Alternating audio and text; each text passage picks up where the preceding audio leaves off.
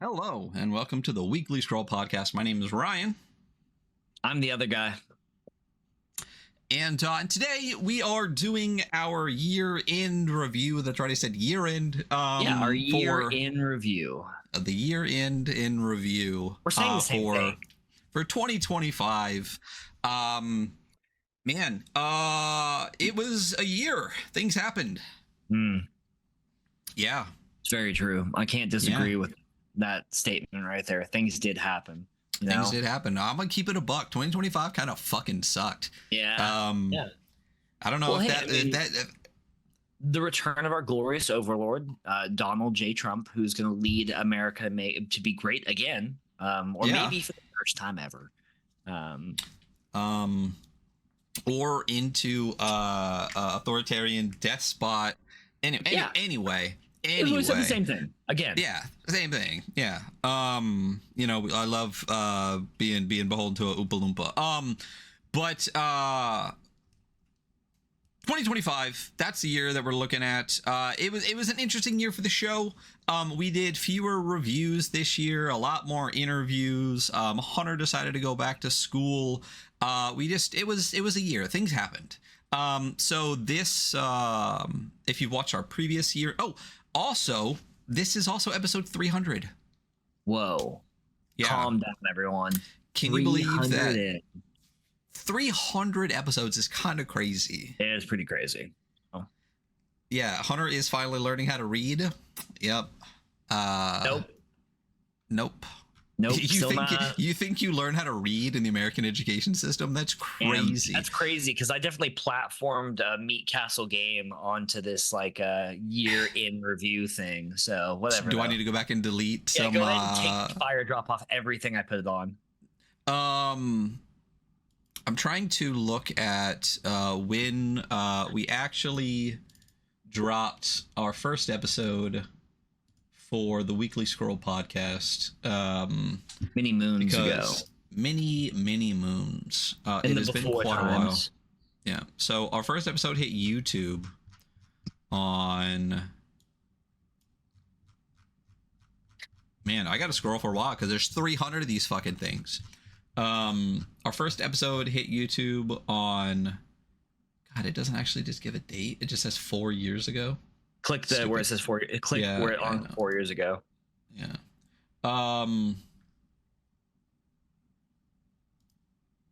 December 3rd, 2021. Wow. December 3rd, 2021. It is after December 3rd, 2025. So we have been doing this for 4 years. 4 years strong. 300 episodes in 4 years is kind of nutty. Yeah. Yeah. So, like I said, the review is going to be a little bit different this year. We did fewer games this year. Like I said, I think we did a total of 21 games, which is not a lot less than last year. But even last year, it felt a little light with 28 games with the way we did it. We're also going to be changing up the format of the show a little bit, which we'll talk about at the end. So scores are what they are. So why don't we just kind of hop into the presentation and kind of go from there. So this is the year-end review of 2025 for the Weekly Scroll podcast. And once again, episode 300. Crazy. Thank you, Lone Archivist. Yeah, fun little thing actually. Lone Archivist is in our chat, and also their itch.io is open on my a second tab on my screen. There you go. We summoned them. Just bring up their itch pages and they will come. I was looking at Warp, a micro light role playing game. So. There you go. Lone Archivist does make great micro RPGs. So what are we starting off with here? Oh, the recap of the year. So this year, we did 65 episodes, which is kind of crazy. And you were on about half of them. There you go. We should have that in. Yeah. How many you were actually, what the percentage that you were actually there? About a quarter of the interviews. 65 total episodes. We did 21 game reviews. 21. Okay. Again, we did 28 the year before, which means in the 2 years prior to that, we did a fuckload, especially the first year, because I think we talked about it before the show started. I need to sit down and get the exact number, but it's over 125 different game reviews so far on the show. Wow. What's a 100 percentage on this episode? Right now it's 100%, but we'll see how we go. So far, but we'll see how Um, it gets by the end. I might just walk away. There you go. We did 18 interviews. And for those in podcast land, we are live and we're going to actually talk to chat today. So deal with it. 65 episodes, 21 game reviews, 18 interviews, 10 different actual play episodes, 9 not cat chats episodes with Jert from Space Penguin, which is our most consistent thing we do, I think, at this point. Absolutely. And 7 special episodes. We should have recapped the 7 special episodes. Maybe we'll do that a little bit in the next slide. Some of the stuff that we went over, the cool shit we did. I think that'd be cool. Yeah. Cool shit we did. What's next? Oh, it's the cool shit we did this year. Perfect. That's perfect. As I bring that up, why don't you talk about some of the cool shit we did this year? Yeah, we played multiple sessions of In the Light of a Setting Sun with some guy.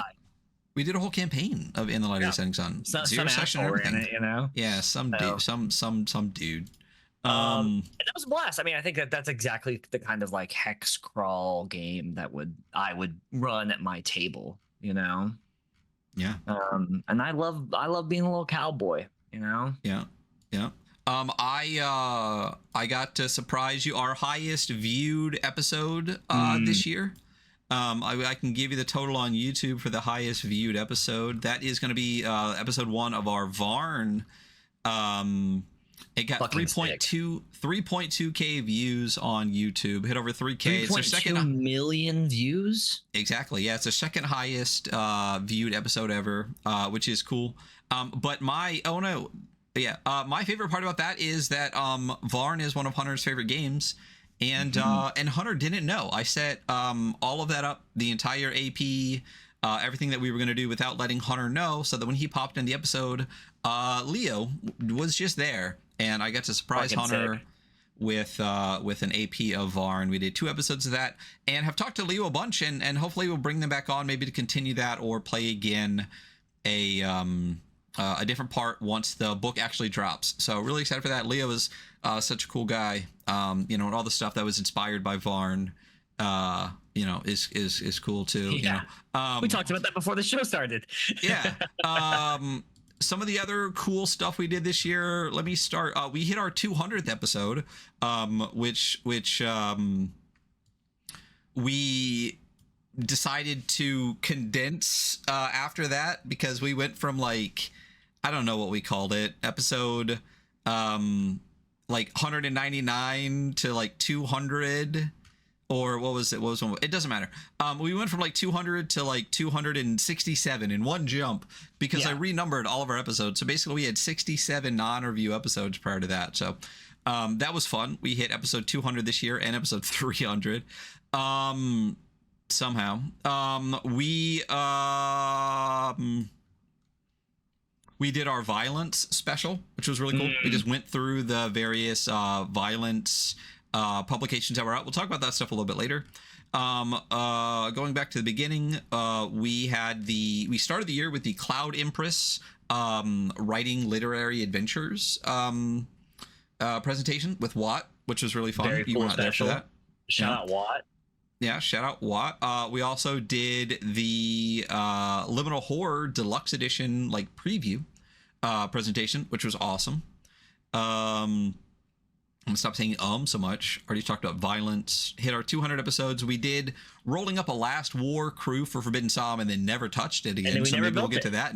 Maybe we'll get to that in 2026. Hey, I've been waiting for you the whole time. I know, and I got a whole tools that I'm ordering today. So there we go. I did send you a big list. I did the self promo episode with Clayton Notestein. Clayton was also on for one of my favorite interviews of the year, which was me just talking shit about the indies the entire time, because fuck the indies.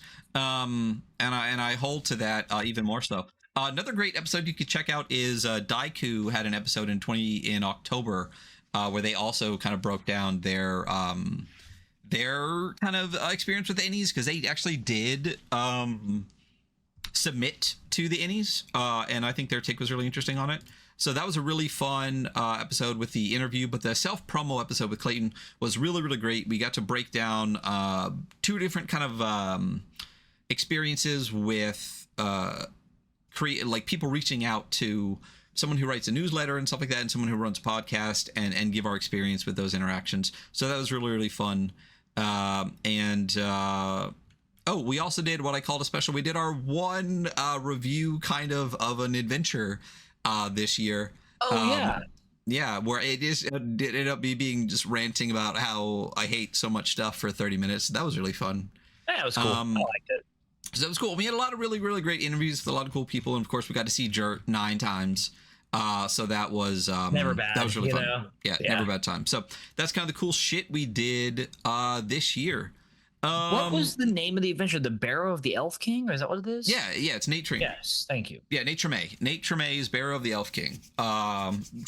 Great adventure, incredible stuff. Everything that Nate Tremay does. If you ever want to check out more of that, we did a whole episode, a special in the past, where we go over Haunted Almanac from Nate.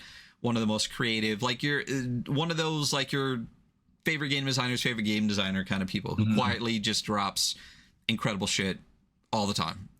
So definitely want to check out Highland Paranormal Society and Nate Tremay. So that's cool shit we did this year. So let's talk about the games we reviewed. As I said, we reviewed 21 games this year. 21. Yeah, and you want to know what they are? Oh, here we go. For those in podcast land, I'll say them out loud, but this is the covers of all 21 games we reviewed this year. We started with Nielsenauts, went to Swivers, Wolfwald, Daisy Chainsaw, Fire Drop, Moonlight on Roseville Beach, Mini BX, Never Going Home, Rad, Offworlders, Sherwood, Print Weaver, Cthulhu Dark, Cyber Plus Punk, Kane, 1,000-Year-Old Vampire, Eat the Reich, Death Game, Weird Heroes of Public Access, Doom, Arena Board Game, and Cauldron. So we did one solo game this year, one adventure this year, and one board game this year. Yeah, and one skirmish game. Yeah, expanded our horizons, boldly. Good job. Look at us. Yeah, thanks so much for the congrats. So these are the 21 games we looked at this year, and as I said, we're gonna do this a little bit different. We score games that we review with a number of metrics, and towards the end of the year, like for example, we reviewed Cauldron. We decided not to do metrics. I don't remember if we did them for Doom either. I don't think we did, because that was something that Modifius actually sent us, because we did open ourselves up to receiving review copies this year. That's another thing we did. But I did a really good job for like 4 years of telling people we don't accept them, so no one sent us shit, which is great, because I like it. I would rather buy your shit, but if you really want to send it to me, I'll take it. But Modifius did send us the Doom Arena board game, and it was actually really fucking fun. I backed the shit out of it on Kickstarter afterwards, and I'm gonna have a shitload of minis I don't really need, so I can play more Doom. Perfect. But yeah, so let's talk about some of the games we reviewed. We gave 3/4 10s this year total across all of our metrics. The metrics we look at for books are art and layout, usability, originality, value, and rule set. In books and in zines, it's visuals, rule set, and vibes, right? And then we kind of mashed those together as the year went on. We made our episodes shorter this year. I think we averaged about between an hour and a half, which is great. And so we gave 4 total 10s. We didn't score Cauldron. We didn't give it scores, but Cauldron would have got a 10 on art and layout. It does have a 10 on art and layout. And it gets to be on this list. So yeah. The spirit counts way more. If you have an issue with that, please, I feel email us about it. Send us your thoughts, please. Yeah. Leave it in the comments. I will. Please, we'll read just send it right to me, and I promise I won't immediately fucking delete it. So the 10s we gave out are Ether Reich for art and layout, Cauldron for art and layout, Offworlders for value, and Cyber Plus Punk for visuals. So 3 of the 10s we gave out were for the visuals. Just pretty fucking books. Yeah. Right? And then 1 for Offworlders, because that shit's free. Go download it's free. it. There's really no higher value statement than free. Yeah, also it's like a great game. Yeah, it's sick as fuck. Chris P. Wolf killing it. So yeah, Eat the Reich is from Roanoke and Deckard. Cauldron is from Hill Giant Games. Cyber Plus Punk is from Mythworks. and Offworlders is from Crispy Wolf. So what else? I don't even remember the presentation we just talked about. So let's see what happens. Oh, so the highest, we're not going to talk about the scores a ton. Usually every year what we've done is give the top 5 scores for every metric. Fuck that. We're not doing that this year. I don't want to take that much time to do this. And we're going to be moving away from the scores. A little teaser for you. So, but to touch on it a little bit, yeah, right. We separate books and zines.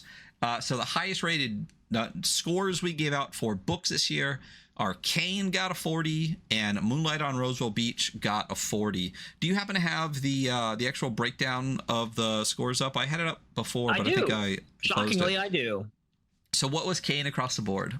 Kane across the board got a 9 for art and layout, a 7 for usability, an 8 for rule set, a 7 for originality, and a 9 for value. There you go. And what about Moonlight? Moonlight on Roseville Beach, a fantastic game. Got a 9 for art and layout, 7 for rule set, 8 for usability, 9 for originality, and a 7 for value. There you go.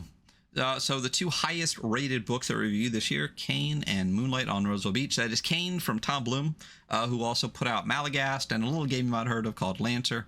And Moonlight on Roseville Beach is put out by the wonderful friend of the show, Richard Rune. You're going to hear probably more about Richard as the show goes on.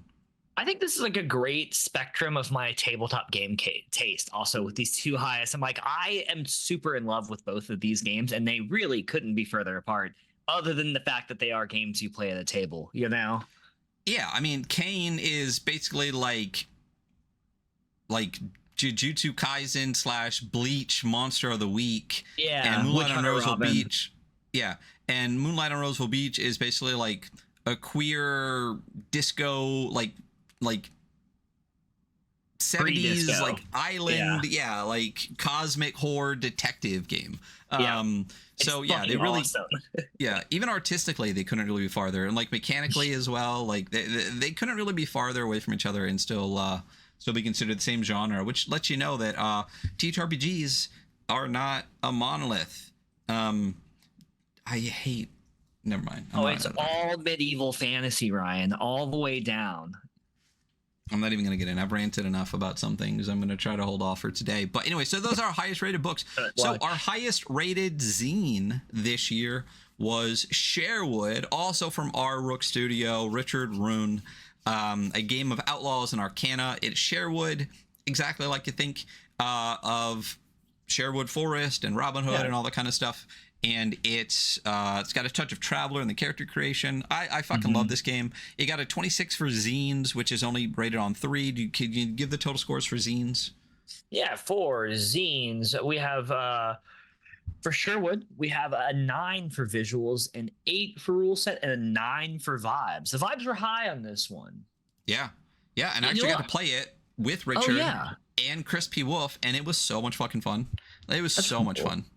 Yeah, you know what I really loved about this zine? Actually, I really loved the opening, like contextualized like segment of it, where it's just like it gives you context for like these classic like Robin of Locksley stories and like how they relate and like some of the themes in them, and like when like waiting for the chosen king, like that theme of like the Robin Hood stories came along, and I thought it was really interesting. I also just liked its like take on magic. You know, it was much more.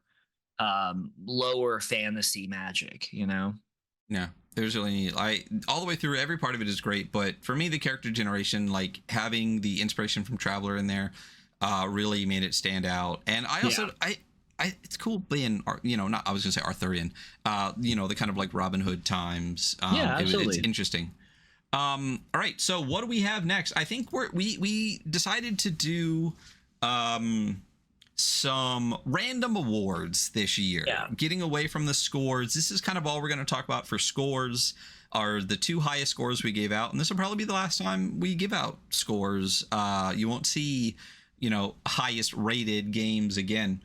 But the first random award of the year, I think we did a total of 5, we gave is the most interesting mechanic of the year. So Hunter, what is your most interesting mechanic, tidbit, game bit? What is what you selected? I see Kane on the screen here. Kane from Tom Bloom. What did you pick from Kane? So I picked Kane from Tom Bloom. And the mechanic that I really love from this is the category system, which is like a internalized like power rank system running from 0 to 7 for everything in the game. Whether it be like how big is a group of people, like how strong is the monster you're fighting, let's see, how big of an area can whatever you're doing reach, like it, and the category is tied into like every ability that you have and that your enemies have. I just think it's like a really interesting way to like add context to like a power scale, and like it adds like a gradient of power scale where it really feels meaningful when you get higher, you know? Yeah, it's really great. What I should have done is pull that graphic up to show. Oh yeah, well, you should have, could have, would have. But I didn't. We're on a podcast. Hey, listen, if you're watching this, imagine you're listening to a podcast, and it'll be the exact same experience. There you go. Just close your eyes and it will become a podcast. I think my most interesting mechanic of the year was from Print Weaver from NL Morrison. Really great game. They also put out a new adventure this year. I can't remember what it's called. I have it right over there. Probably called Wimp Weaver. Oh, man, I have it. Now I have to say. Oh, now he's got to get up and gotta check. It was the end of Amarna adventure that came out. This thick boy that came out for Print Weaver. Yeah, it's a couple C's on the end of that. But Print Weaver I thought was super fucking interesting because of the character generation. Because why it's called Print Weaver, and what's so interesting about it is you actually use your fingerprints to generate your characters. So whether you have whorls or loops or what else, or arches, or a weird star through one of your fingers, and that gets rid of that one as an option, or a missing finger, like anything. You actually use your fingerprints to create your character. It determines the kind of gifts that you get. It determines it's like, say for example, that you have loop for your 2 thumbs. You could get plate mail armor. Or say that you have arch on your middle fingers. You get a tome containing 5 random scrolls. So you literally get all 10 of your fingers, and the way that they're paired up with their fingerprints, it creates your character. It's so fucking clever. It's so interesting. It's pretty good. And the tables that you use to generate on them are also really fucking good, because if they sucked, it kind of falls apart. But it's just really interesting, really ingenious, interesting mechanic. So that was, in my opinion, the most interesting mechanic we looked at this year. So what is the next award we gave out? Award, quote unquote. No, it's not. It is whatever it is. The next thing that we did, the prettiest game, the prettiest game of the year. Hunter, what is your prettiest game of the year? Oh, it's a Cyberpunk Augmented, which is like one of the most like visually appealing like products that we've ever gone through, and definitely should have gotten its like product of the year, Annie. But yeah, I just think like going through it is like really amazing. The way it folds out, it's like a very pretty thing, and it feels very cohesive. Yeah, it's gorgeous. I mean, so again, Cyberpunk Augmented, Emmanuel Mello, MythWorks. They did a killer job with it. They did put out a big expansion to it this year on Kickstarter. Still waiting for that to come out, but really excited for it.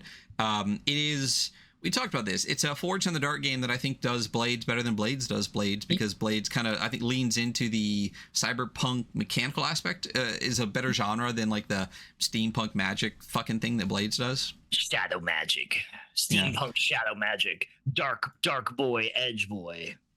But like you said, as a product, the way that the box it comes in folds out, but also has 5 different zines in it that all have different art and different styles and stuff. Yeah, incredibly pretty game. And one of the last games we reviewed of the year I picked was Cauldron from Hill Giant Games. That's Della Mayette and Steven Zeich. Steve's layout on everything that they do is incredible. You definitely want to go check out Big Boy Game Time. They just announced this morning they're putting out Boss Fight Issue 3. in print Cool. available at Adepticon, but definitely go check out Big Boy Game Time stuff. But the layout, the visuals, the art, everything through Cauldron, which is a swamp skirmish game, is absolutely stunning. It is some of the best layout in tabletop, whether it's skirmish or ttrpgs. It's just an incredibly beautiful book that does a lot of really great graphic, not just in the like word layout, but also in the way that they take pictures of actual minis and then do really cool graphic art over it. It's just absolutely stunning. In my opinion, absolutely blown away by how the book looks, and then the game itself also like keeps up with that. You know, it's just as good of a game Absolutely. as it is visually. So Fucking love Cauldron. So yeah, yeah, I mean, it's so much what fun. a like across the board success as both like a game and as like a book release. Like what a fucking smash hit right there. Yeah. Yeah. You can probably still find that on the Big Cartel Hill Giant Games page. You can find them on Instagram, Hill Giant Games. But really, really incredible game. My current probably, top two skirmish games right now. Anytime I get a chance to play it, I play it again, and I'm building out all of I'm almost finished with my physical warband. I was working on painting it yesterday, but also Nice. building in TTS all of the maps for a campaign that I'd like to do in 2026. So that'd be sick. Next, we need more things like this in this space. We should have had a zine about what we don't need more of. Never mind. I'm trying not to rant this episode, guys. We kept it positive and everything I'm we trying. did. I've always been described as a ray of sunshine, and I always keep things positive. So that's how we Ryan do it here, talked right? me out of putting up biggest flop of the year. He wouldn't let me do that category. Yeah, that's it. We know which one that one is. But anyway, so Hunter, what do we need more like, and why? Oh, Weird Heroes of Public Access was my pick because it's just an oddball, little, unique, weird game that is fun with a light system that gets out of your way, and it is just like a particularly unique concept. Like your cable, like public cable access TV host, and you have like very odd little abilities you can do that are tied into your public access TV whatever program that you host, unless you're the fitness guy, in which case you just have insane body score. I just thought it was such a charming little experience, and also I love weird things. Like I love that it embraces like here's like a non-traditional adventure. Yeah, I mean, we said it when we were doing the review. It's weird. It does not take itself too seriously, but it's still really, really good at what it does. And I wish more games did exactly this. Stop being so fucking polished. Stop taking yourself so fucking seriously. Like, this is why this isn't like games like this still feel indie to me, when I think that most of the indie space has become the small market space, in my opinion. Like, it's the same bullshit. I'm putting out my first game. I printed a bunch at Mixam, and I'm having a $10,000 Kickstarter, and it's all just rote. It's rote at this point. And games like Weird Hero Public Access that are just, again, they're unserious, they're fun, and they're just being goofy to be fucking goofy, and giving you an experience that is an incredible time, without taking itself too seriously. Yes, we need more games like that, and I love it. It's incredible. And Joey, we need more fucking people like Joey Royale, because that motherfucker is awesome. Got to meet him at PAX, and we had him on the show for an interview, and he is exactly the same in real life as he is. Cool. It's not a bit. He is an incredible human being. And then I said we need more things like the violence books. Violence from Luke Gearing is a great little kind of resolution mechanic that has been hacked by a bunch of people, maybe by someone here on the show. Maybe by someone here on the show. Yeah, to do a really cool thing. So basically there was a jam, and some other people did this. Like, so let me talk about it first. So basically there was a jam where people put stuff out for the violent system, right? Because again, it's not a whole game, it's a resolution mechanic. So there's a ton of stuff you can do for it. You can hack the system itself, you can create a game with it, you can create adventures for it. There's a ton of stuff, and they've done not one but two different physical versions of prints of these violence jams that they've done, and both are incredible. They're super DIY, they're super again, not super polished. Like it might just be like, hey, I thought the wounds were really cool, here's a way to make it even more deadly, and they just threw that in there. I would love to see more stuff like this where people like, I made a cool thing, let's slap it together and give you things to play with. So the Violence 1 and Violence 2 are both really, really incredible, with some really, really great creators throughout both. And I would love to see more people doing stuff like this. What someone who did, and then they polished it to the nines, because of course they did, as friend of the show Matt Morris, when he put out Tomb of a Thousand Doors. Did a big jam where they did a dungeon with Mouse Ritter and then put it together in a book. But then again, polish the shit out of it, which is great. I love it. It's a great little thing. But again, a little bit more DIY, a little bit more indie. That's the stuff that's the reason we started the show. It's what we'd like to see more of. Yeah. Bits and bobs and cool shit, just because it's cool shit. So we need more things like Weird Heroes of Public Access and the Violence Jam books. Yeah, go out there and be little freaks, little DIY freaks. And we'll talk about it. Like it. Get freaky with your shit. We are much more likely to talk, especially in 2026. Let me tell you what, we're taking it back to the roots, kids. So game you really fucking want to play super bad that you haven't got to play yet, but we talked about this year, or game you want to play. Hunter, which one did you pick? I picked Kane. I want to play the fuck out of Kane. I really do.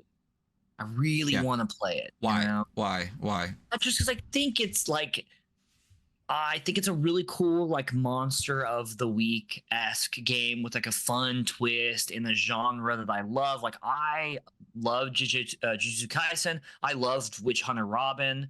And these obviously this, like, you're like a weapon that kills monsters that is itself kind of a monster, and the people who are managing you are like, hey, yeah, good job, stay in line, we'll kill you, I just think it's an interesting setting, and I think the mechanics seem fun. Yeah. I mean, Kane's a game. It's definitely near the top of my list. I obviously have had many discussions about my feelings on PBTA, but I think Kane is one of those games. I really like the games that are, how do you say this? Games that kind of use PBTA but take out the parts that I don't like about it. Which to me, the core root of PBTA is the narrative structure, the narrative scaffolding that it has, where it like moves and things like that. I'm not a fan of. Kane uses Monster of the Week as a base, kind of uses a lot of them, but turns it into like a dice pool game, removes a lot of that narrative, like pick lists and things like that, and kind of takes a core of the story gamey aspects of PBTA without the, in my opinion, the narrowing down of your options because of the storytelling scaffolding and structure that's put into those games. So the kind of PBTA adjacent games, in my opinion, are really, really interesting. And like you said, I mean, the vibes are immaculate. Jujutsu Kaisen all the way through Volume 17 was great, and then it's hot garbage. So until then, and also fucking Tom Bloom's art is insane. I'm also like a big Tom Bloom fan, and the art's great. So. Yeah, I was gonna say we did Malagas this year too, but that's an episode that never got released. It's in the bank. That episode. I know. I thought about referencing it like because I wrote some notes for me on this, and I almost referenced it more than once, and I was like, oh yeah, we never released that episode. I was like, I know we did. It's in the books for when we skip a week, and I can just throw out an extra episode that was during our hiatus. So games really want to play. We talked about it just a little bit ago. Mine is Weird Heroes of Public Access. I mean, it's so fun. It's so goofy. It's still mechanically really fucking interesting. There's so much stuff for it. And again, having Jora Rael on the show and then meeting them in person, just also a person I'd really love to play a game with. And you could obviously see where this game came from when you meet them.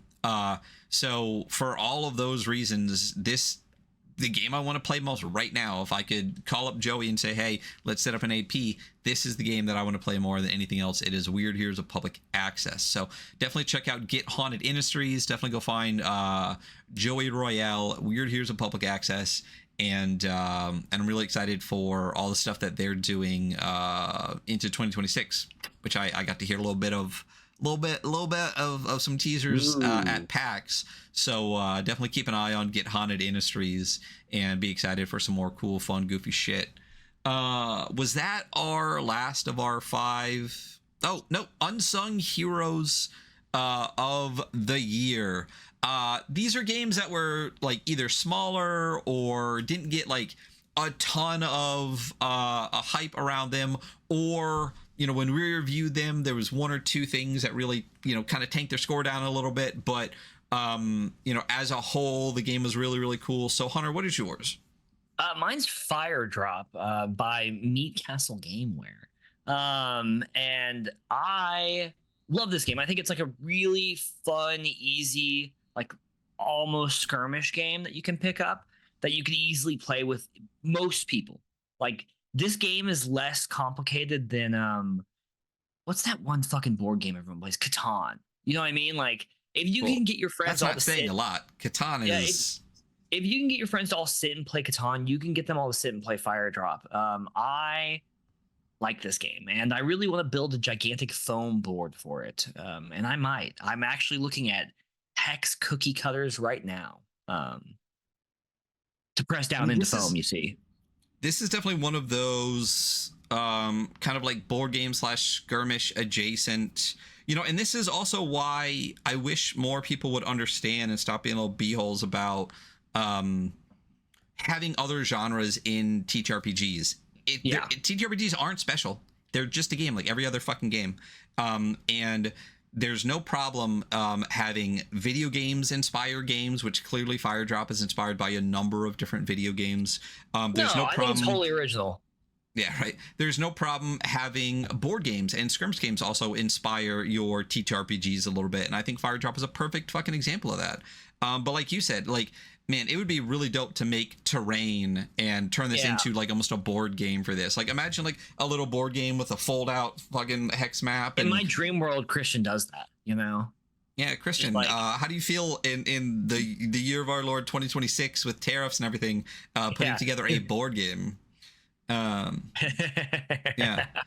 Reach out to Logan Dean and maybe they can get that set up. But that is Meat Castle Gameware. Definitely go check them out. They just dropped the Meat Castle Gameware annual number 3. Yeah, so snag that. You can get that in pre-order on their store. Just Google Meat Castle Gameware. There's not another one, and you'll be able to snag that in print, or you can get the PDFs of that, which is basically just like an accumulation of all the stuff that they put out this year.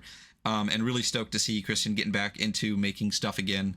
And Fire Drop was a really good example at the beginning of the year of that. This is one of the first games we reviewed at the beginning of the year too. I think it was in the first like 3 or 4.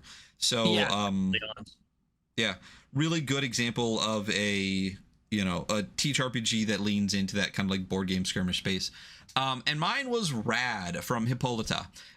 Rad is a kind of like God, what's that movie? Like Stalker. It's like a radioactive wasteland kind of game. Reminds me a little bit of not quite Fallout, definitely, but if Fallout was in like Russia. I mean that's pretty much the not Stalker series. What's the other? Metro. Yeah, Metro. That's one. And I thought the game itself was incredible. The issue that we had with this is that it really needed a heavy editing pass that it didn't get. There were a lot of issues with the layout and stuff in general. Like there were sections where it was like reference page XXXXX and it still said XXX on it. There's one page where a whole thing of art is missing. There's just editing issues throughout where there's some inconsistencies with I think ammo at one point. So if all of those things were fixed up, this game would have gotten a way higher score than it did. And even then, though, it had some really fun, interesting mechanics, a really just neat things in general that kind of brought some new stuff to that genre. I know we talked about, it reminds me of Nuked a little bit, but if Nuked was set in, in more in Russia. And I definitely think that Hippolyta in general has put out a lot of really great stuff, but Rad could have been just has all the things to be a really great game. And I'd love to see a Rad Redux where they just hire an editor and fix up the whole thing and put it out again, and I would grab it in a heartbeat. I think it's incredible. It's obviously playable the way it is, but as a book, as a zine, it just kind of fell a little bit short because of, like I said, just a missed editing passer too. But otherwise, I thought it was a really incredible game and had a lot of really cool stuff for it. So definitely check out Hippolyta and all the stuff that they've done. I know we have some other stuff of theirs that is on our list to do, like Cantrip and stuff. So we'll definitely probably see more of them again next year. But those are Unsung Heroes of the Year: Fire Drop from Mikastle Gameware and Rad from Hippolyta. And definitely check out all of South America and the LatAm ttrpg community, because they do some fire shit. I know we didn't talk about it a lot, but Mini BX is another one that came out. Yeah, and that's another LatAm game. So definitely check out. They're doing a lot of really cool stuff. To the south of us. And I think that's the end of our 5 extra awards we did this year. We did most interesting mechanic. If you got an award, just send us your address and we'll send you the 2 foot by 2 foot gold plaque with your name on it that we commissioned for these. So. Yeah, absolutely, because we didn't just come up with half of these right before the show started or anything. Nope. No, but we did not. Yeah. We did most interesting mechanic, prettiest game. We need more like game you want to play, and the Unsung Heroes. I spelled heroes wrong. No, I didn't. Heroes. No, Why does it look wrong? Because that font puts too much space after the R. I have to fix it usually. Heroes. So, Hunter's top 5. This is the last kind of big part of the show. So in no specific order. No specific order whatsoever. Yeah, we're gonna go through your top 5 and there's then some, my top kind of 5 games of the year. Apples and oranges in my top 5, and it was like, there's no way I can put these against each other as like which is my, so number blank. Yeah. Fire Drop. Yeah, it's Fire Drop. I'm really into Fire Drop. I think it's a lot of fun. I also just love like lightweight fun experiences that I like, especially things that I can draw people into that might not otherwise be like, well, I don't want to play like, I say tabletop games. They're like, I don't want to play Dungeons and Dragons. I'm like, no, we'll pick up this little zine. It's incredibly short. You've heard of Helldivers and you've laughed at the shit, or maybe you haven't. This is just a fun thing to do, Yeah. Yeah, I mean, we've played games for so long and have reviewed so many games. We're both kind of in that space where I don't want necessarily a 300-page book that gives me all the things I need to run a 10-year campaign. I would much rather just have a contained experience that is designed to give me that experience through incentivization or any other way. And something that you can just like pick up and play as you want. And like, you're right, Fire Drop is a great version of that. What's your next one? We got the next one is Moonlight on Roseville Beach. Sorry, I'm watching the stream as you're clicking these, and I think it's on like a moment of delay. So God, what do I say about this game? I love the setting. I love the vibe of it. I love this like queer safe space beach town in like the 50s 60s when the rest of the world isn't safe, and like this community that bands together to protect each other, as opposed to like relying on outside forces that they can no longer trust. I really love the character creation. The character origin's really interesting. Any game where I can play as a cat that can cast spells, really that's a big for me, I think the trouble, which is a part of your character, like a really interesting like knife for your your game master or whatever they're called in this game, to use against you or to mechanically have crop up against you. It also ties your character more to the world. And then I love the visuals. I love the public domain art. I know it is public domain art, but it's used incredibly well, and it feels like it was perfectly picked for this. Yeah, Die Sugars always kills it. Yeah, and as normal, they killed it in this one. So great to see. All right, your next one is Kane. Kane, it's fucking Kane, bro. That's it. That's my whole spiel. I think mechanically I really like this game. I love the options for like what your what are the powers called? Not domains, but the powers that you get. I think are like incredibly interesting. The category system really like grounds where you are versus these gigantic like horrific monsters that you're chasing and fighting. And it's like just a especially dark and sad game that I really am into. I want to feel like an emo guy when I'm playing it, Yeah, not like real life or anything. Yeah, no, not like real life. Next one is Weird Heroes. Oh yeah, I mean, what else do I say about Weird Heroes that we both haven't said this entire time? Like, it's interesting, it's fun, it's got some great mechanics. It's also just like a little bit of an oddball game that you can, really lean into. And I love the almost like Scooby Doo ish aspect. There's also like a part of it that kind of reminds me of like Fright Night because like literally they're hunting a vampire with like a TV like horror like movie like guy our host. Yeah, Yeah, I just think there's some magic here for me that like really hits. yeah, absolutely. And then your last one is Cauldron. Oh yeah. I mean, what else do I say? It's fucking Cauldron. I mean, a great, easy to pick up skirmish game with like fun options for the characters you make. The ability, like it is a campaign, like you are constantly building on these people. Um, and Ryan and I just had a really good time playing it. Yeah, it was a lot of fun. Yeah. I'm not going to say too much because you're probably going to see it again in a minute. Yeah. I think that's your last one, right? Yeah. So the next is my top 5. My, again, not numbered at all, was Swivers from Luke Gearing and David Hoskins. I mean, first of all, David Hoskins art in fucking incredible. Yes. Every page of this just drips vibes. There are some wild ass art pieces in this, and they're like the art pieces. The one where like the guy's being shot with a bunch of arrows, and the spear's like holding him down below the window. Like, this is an insane piece. So good. I mean, even just this cover is incredible, and I got 2 different versions of it too. The gilded ones and the ungilded one, and even the size of the book is cool. It's like B4 or B5 or something like that. Like, it's, which I think is fucking perfect. It's a little bit, it's bigger than an A5 but smaller than an 8.5 by 11. It's a great size book, but the book itself is really great. I mean, Luke Gearing, it's so fucking Luke Gearing. That's like such a strong point for me. I love some Luke Gearing, like imperceptible nonsense, It's just fucking exactly that. Impenetrable nonsense. Yeah, it's gonna write it exactly like he wants without explaining how he fucking wants to do it. You're gonna deal with it. It's gonna be good if you figure it out. And it's gonna be British as fuck. I mean, this is the most British fucking game ever.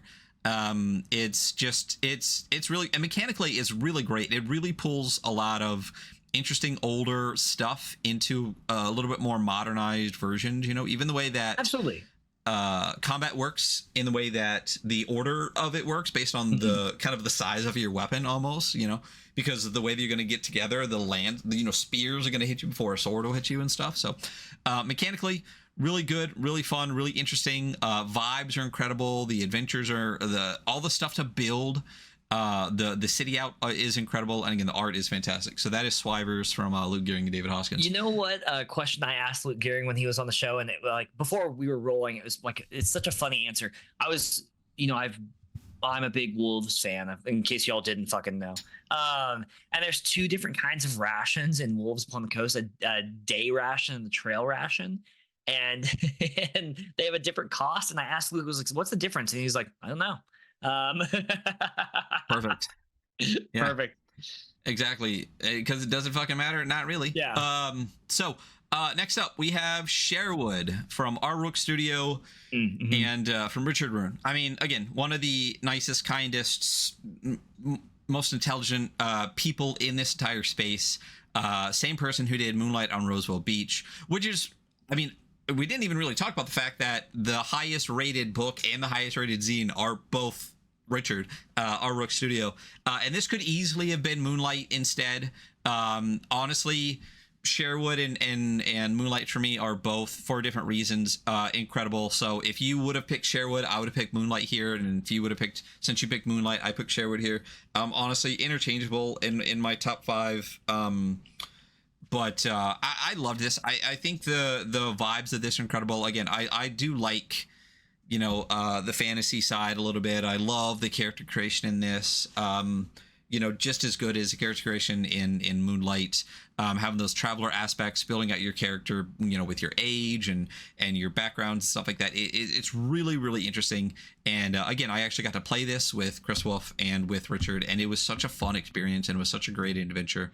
And it was just in general a fun, interesting game that's still zine size. You know, this is a game that could easily have been put out to 100 plus pages, and it doesn't fucking need it. It's incredible the way it is, and it's just fantastic. And I don't know why the cover on this has always struck me. And then the ribbon on the front makes an S, which I didn't notice for a really long time. And so I was gonna say, I miss the old cover with the LA bartender on the front. Oh my god, dude, that's so good. But yeah, Sherwood is again in my top 5. Next one is Offworlders from Chris P. Wolf with art by Olivia Gulen. This is so Chris Wolf and I have become friends over the past year. I mean, obviously know Chris too, but me and Chris talk a lot. Yeah. He actually inspired me really to start working on the thing that eventually became Death Cut in Stone. That's why he gets the special consideration in the book. But when I read Offworlders, I was like, this person thinks about making a game the same way that I think about making the game, like mechanically and stuff like that. I was like, this is probably the closest thing I've ever read to the way that I want to make a game. And it is, as I said before, it's got some PBTA aspects with the 2d6 mixed success, but completely cuts out all the narrative scaffolding, all of the aspects of PBTA that make it PBTA, and just use that resolution mechanic, which I think is my favorite, because of the yes and, yes but, no and, no but kind of parts of it.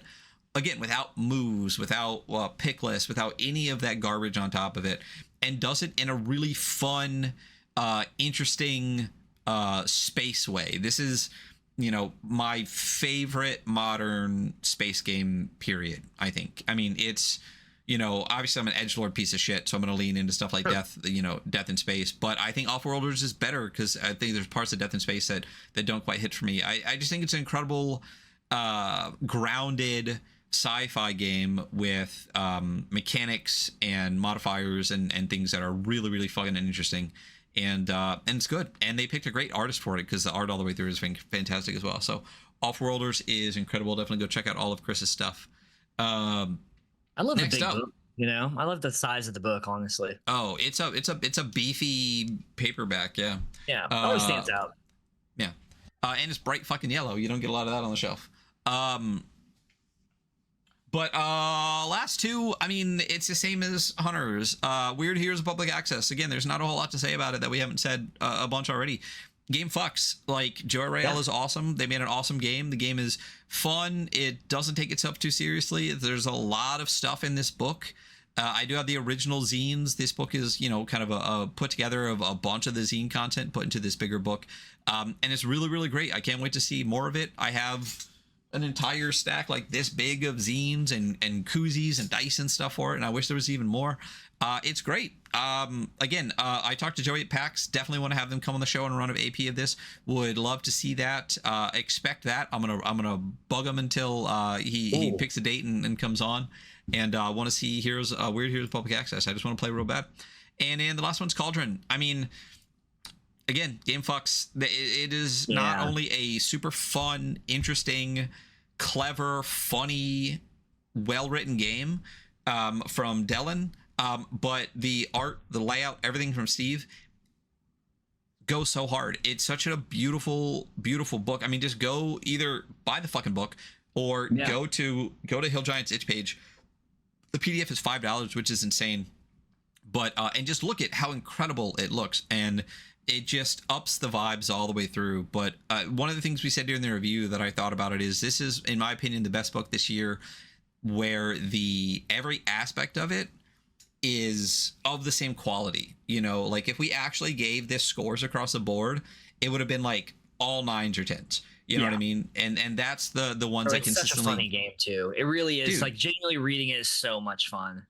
Yeah, well, okay. The only thing that it didn't is the usability score that would have been tanked, but PDF, hyperlinks, right? But it and not only that, it's super fun to read, but I played it like 5, 6, 7 times now, and as a skirmish game, it's just so fun. And like we said numerous times, it's approachable, it's interesting, and yeah, and that is I think that's the last one of my top 5. So the last thing we're going to talk about a bit is the future of the Weekly Scroll podcast. Every year we've evolved a lot in the last 4 years.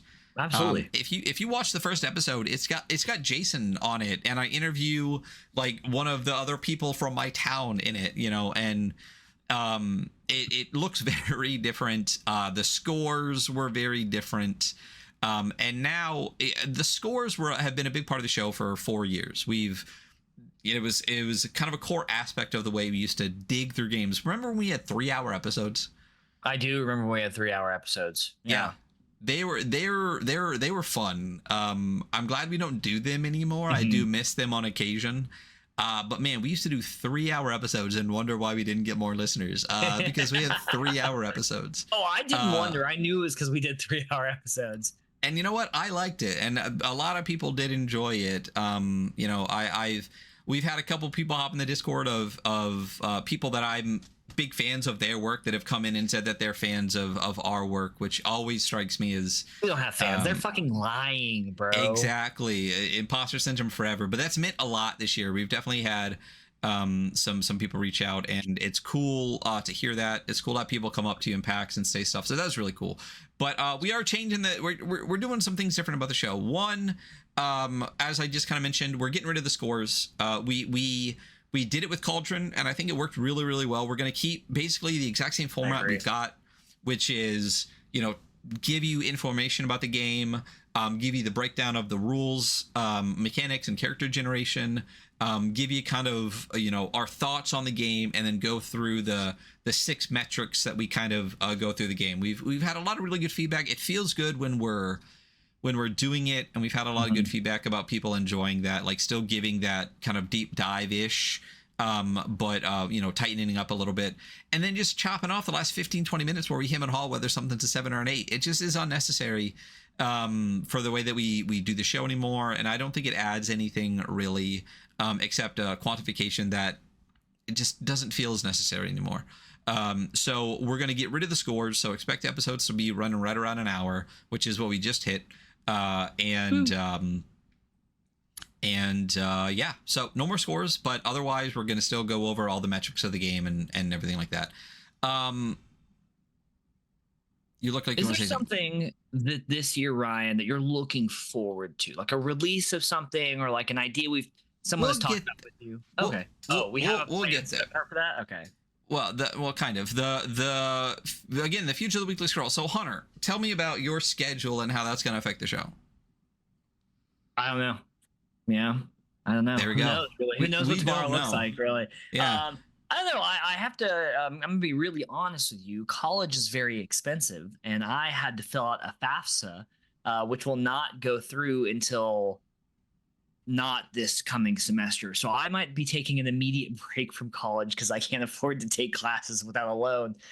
So hey, I think our schedules are opened up. I think we're raring to go. So yeah. So we'll see how that goes. With Hunter, does work a couple jobs, does have that, and I'm nights, and he's not. So we're gonna try to get back to that. But I most people don't work nights. Yeah. Yeah. But I've done it for going on 15 years, so that's not going to change anytime soon. Yeah. But I do plan to have a lot of guests on the show. I mean, I have like 3 episodes planned this week. So we're gonna have Hunter on as much as he can possibly be on, but when Hunter can't be here, we're gonna have a lot of really cool people from the scene, from other scenes. We like to start expanding into some other stuff, so expect a lot more guests. Not more guests, we did a fucking lot. We did like 18 interviews last year, so expect guests. A similar number of guests. Yeah. Probably fewer APs.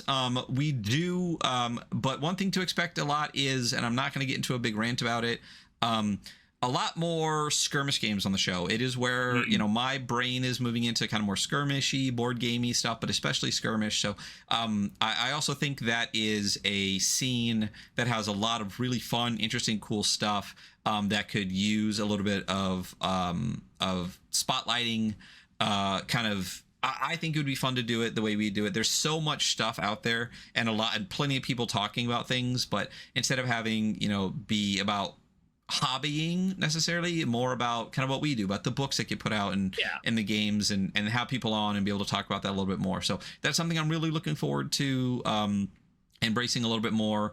And with Skirmish, we want to play those games, especially before we review them. You can debate all you want about whether you can read a book and review it or not. I think the way that we do it is a good way to do it, where we basically just talk about the book and the mechanics and stuff like that, versus like the play, because there is a difference. Go fuck yourself between game and play. And for right now, what we've been doing is leaving those episodes on our Twitch channel. So if we ever review a Skirmish game, you can go to our Twitch channel and look at the highlights, and you will find usually about like a 2 to 3 hour play of that game. You can go over right now and go watch some Mech 28. You can go watch some Cauldron. So go check that out, but might eventually be putting that into maybe more video kind of things for YouTube. Also expect the show to kind of start leaning in towards that, kind of moving away from the kind of stream feel more into the video feel. And we've been talking about kind of figuring out a way to adapt that a little bit more. But the podcast will always still be the podcast. Don't worry about that. But we'll see how that goes. Was there anything else we talked about before what you were saying? I think that's about it. So, more skirmish, more video format. Yeah, more no scores, and that's kind of what we're looking at. And I'll try to be a little bit more consistent with our schedule, and I would like to release an episode every Tuesday morning. And if we do have a second one, release it later. But expect to try to have something put out at the same time every time to have some more consistency. But you were saying, things we're looking forward to, Ryan. What are we looking forward to? I don't know, what are you looking forward to? I have a thought in mind. Mine's a thing that's imaginary, not real yet. But what's yours? Do you have a thing?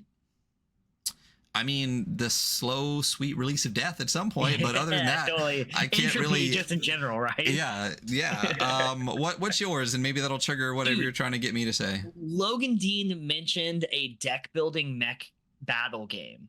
Yes. And he's mentioned it, and that was like months. That was like maybe like 8 months ago, 9 months ago. That still going. You got to get on Blue Sky more. There's definitely updates, man. I'm not, but like I have never stopped thinking about it. There's no point in which I've stopped thinking about it. Reach out and bug him, because when he was on the show, he said he was going to drop a TTS module that we could play. So reach out and to Logan. Honestly, he just has like cards that I can print out and play test at home. I'll do it today. Yeah, just reach out. I mean, there's a lot of stuff coming up in 2026 that I'm excited for. We're going to keep going with our Not Cat Chats with Jert.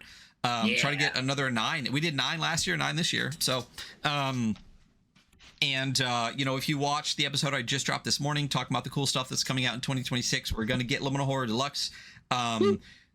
Just heard Karen, Space Penguin puts out Karen 2E, but just read the other day that Yohai is going to start Cairn Press and start being a publisher for Cairn stuff. So that sounds cool as shit. I can only assume that Jert's going to keep distributing that through Space Penguin, but we'll see. They're also, if you don't listen to Between Two Cairns podcast, they're having a con this year in Portland. So I can drive I think so. there. Yeah, so I definitely want to go to that. My plan this year, what I'm looking forward to is a lot more cons. I'm going to do a lot of small cons. Having a fun thing in January with some homies. Want to go to Adepticon. Obviously want to go to PAX. Want to go to Under the Dice Fest with the Hivescum podcast. If you don't, especially if you're into the skirmish kind of way we're going, listen to the Hivescum podcast. They're way cooler than we are. I would love to go to Arcane Con too, but I just found out that's like 2 weeks before Under the Dice, so I don't think I can go to New England twice in 1 month. And there's some other small cons. There's another tabletop con in Portland that I saw Goblin Archives, and then we're going to go to PDX Con. Look it up. So that's what I'm looking forward to. Also, just a little pitch for myself. I did put out a skirmish game. It's called Death Cut in Stone. It is currently in alpha right now, but the layout is basically done. It just needs some tweaking. I got to put a character sheet together, but the game is fully playable right now on my itch. Midnight Oil PH .itch.io. It's Midnight Oil Publishing House. That's what I'm publishing under. And the game is completely free. It'll always be free. Even when the final artful version comes out, it will always be free. And maybe I'll do a print run at some point, which will be as cheap as I can possibly make it. But it is, talked about violence before with Luke Gearing. It is a hack on Luke Gearing's violence system. Basically turns it into like an Old West shootout a la Tombstone, gunfight at the OK Corral. I think it's fun. People have enjoyed it, so go check that out. But the full release of that's one thing I want to look at. What I'm looking forward to doing in 2026 is I want to put out 2 skirmish games. One is basically done already and it just needs to be released, and then I'm going to put out a sumo skirmish game. Oh yeah, the sumo one. Yeah. And check that out. So those are my plans for 2026. That is the future of the Weekly Scroll podcast in 2026. Anything else you got to say, Hunter? Hey, Happy New Year. Yeah, we are mere days away. By the time this drops, we'll see if I get it out before 2026. No, trust me, I won't. This will get out next week. So, yeah, Hunter, it's been great. You know, I would love for you to stay in school, but if you get to be on the show a little bit more at the beginning of the year, I'm happy to keep doing this with you. I'd love to stay in school as well. It's really expensive, actually. Like even community college classes are like. Oh no, I know. One class cost me like $800, and I was like, okay. I have 2 degrees. I'm there, and I did not get them paid off till well into my 30s. So I hear you, I feel you. But yeah, that's us. That is the year in review for 2025. Thank you all for listening. Thank you all for supporting us throughout the year. Comment. Tell us what you like, tell us what you don't like, help us we're gonna do it the way we fucking want, but hearing from people is always nice, and we're gonna keep doing what we do, and hope you enjoy it. If not, cool, we will we'll catch you next year. Bye everybody. Bye.